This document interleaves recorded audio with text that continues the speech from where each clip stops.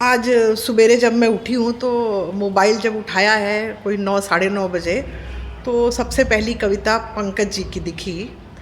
और आमतौर पर मैं पढ़ती हूँ, अप्रिशिएट करती हूँ, पर पंकज जी की कविता आज पढ़ी तो वो बहुत इतनी अच्छी लगी मुझे। और वो शब्द, संवेदना, भाव इतने अच्छे थे कि उसको पढ़कर, उनकी कविता को पढ़कर मैंने कविता लिखी है। तो इनकी कविता में जो एक कन्वर्सेशन था, जो शब्द टूट रहे थे वो भाव था, और दूसरा एक घड़ी का भाव था कि घड़ी की 2 सुइयाँ हैं। तो इनकी उस कविता से मैंने 2 कविता बनाई हैं और उस नीचे की सिर्फ कुछ लाइनें बदली, बाकी कविता पंकज जी की है। ठीक है, तो मैं पंकज जी की कविता सबने पढ़ ली है ना आज। तो पंकज जी लिख रहे हैं कि तुम जब ऊपर से बोलती हो तो शब्द फिसल जाते हैं सीढ़ियों पर, फिर फर्श से टकरा कर बिखर जाते हैं अक्षरों में, और मेरे कान समझ नहीं पाते कि तुमने क्या कहा। और जब मैं नीचे से पूछता हूँ तो मेरे भारी शब्द सीढ़ियाँ ही नहीं चढ़ पाते, और तुम्हें लगता है कि मैं उत्तर नहीं देता, चुप रहता हूँ। संवाद करना है प्रिय तो पास आओ, कुछ मेरी सुनो, कुछ अपनी सुनाओ। तो इनकी कविता में संवाद चाह रहे हैं। तो देखिए मैं कैसे संवाद को आगे बढ़ा रही हूँ। इन्होंने घड़ी की सुई का जिक्र किया है। मत देखो घड़ी की सुइयों को, इनका तो काम ही है चलना। मत देखो घड़ी की सुइयों का, इनका तो काम ही है चलना और चलते रहना। इस जीवन पर्यंत गति में भी कहाँ भूलती हैं ये मिलना करीब आना। घड़ी की सुइयाँ इस जीवन पर्यंत गति में भी कहाँ भूलती हैं ये मिलना करीब आना।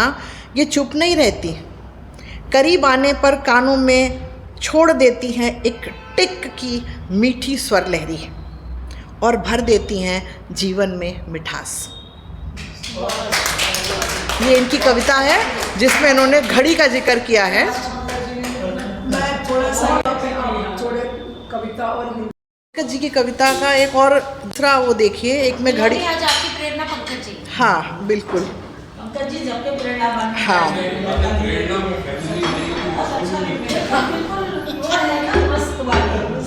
जी जी ये प्ले। हाँ हाँ जी शुरू कीजिए। तो इनकी वही कविता है कि तुम जब ऊपर से बोलती हो शब्द फिसल जाते हैं सीढ़ियों पर, फिर फर्श से टकराकर बिखर जाते हैं अक्षरों में, और मेरे कान समझ नहीं पाते कि तुमने क्या कहा।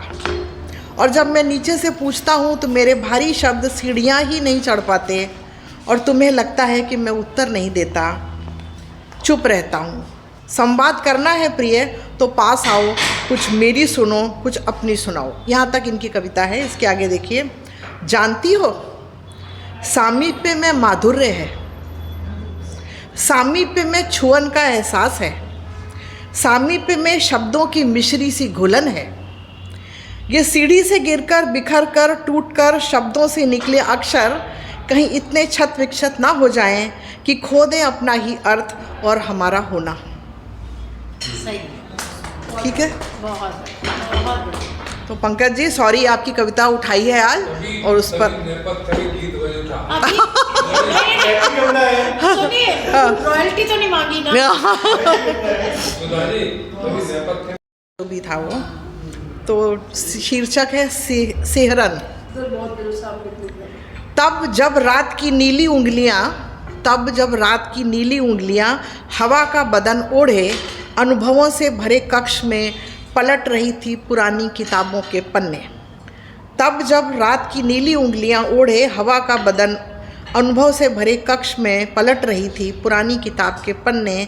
किताब के किस्सों से निकल कुछ ज्यामितीय आकृतियाँ जिस्म में ढलने लगीं। किताब के किस्सों से निकल कुछ ज्यामितीय आकृतियाँ जिस्मों में ढलने लगीं। आराम कुर्सी पर बैठा चांद गुनगुना रहा था अपनी ही लिखी गज़ल। रात आती है रोज़ रोज़, सबके अंधेरे होते हैं अलग अलग।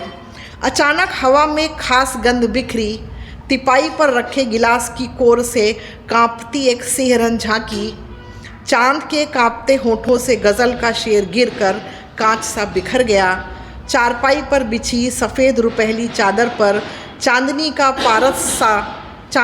पारद सा जिस्म उभरा और कर गया गिलास के पोर की सेहरन गहरी सुर्ख। Thank you.